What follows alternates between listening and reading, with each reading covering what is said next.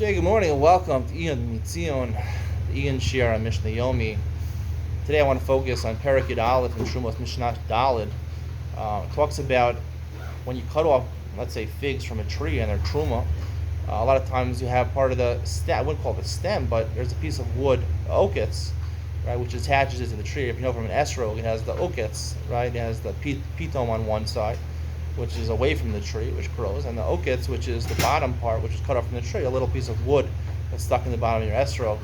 Happens by a lot of fruits, and especially by figs. It happens. The Mishnah mentions over here. So they're asur lezarim. That's the Mishnah says. A zar, who's not a Kohen, can't eat it.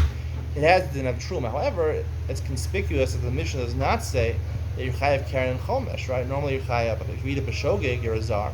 You're chayav not just to pay back the principal. You have the penalty of 1/5 also. Doesn't say that. The reason being is that, like we explained in Mishnah Gimel over here, that the only thing the Kohen really owns, and the only thing you're responsible for paying Karen V'chomesh is the goof, is the actual main part of it. If it's a mashke that comes out of it, for the juice that comes out of an apple, the main part is eating the apple, not the juice of the apple. So therefore, if you ate the juice, you wouldn't be chayav Karen V'chomesh. You would be asur, it's still truma. However, it's not fully truma to be chayav the penalty of chomesh.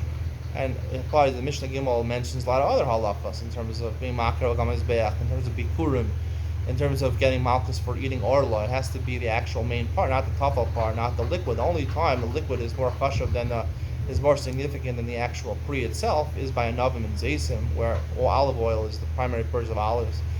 I don't know why people like olives. Here in Israel, people like to eat olives. Olives are disgusting. It tastes terrible. I remember this kid when I was growing up, I used to bring to school. He used to bring a sandwich with like margarine and olives every day, and I'm like, what?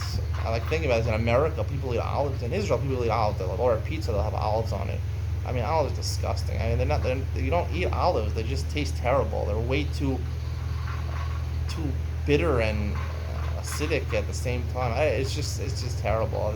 I don't like them. Black olives are even worse than green olives.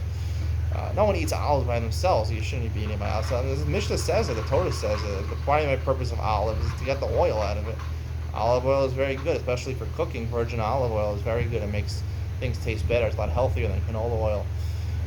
The point is that the main part of the main halacha, all the main halachas of Truma only apply to the main part of the fruit, not the mashka, because the tafel part is only the value of it. It's not the actual pri.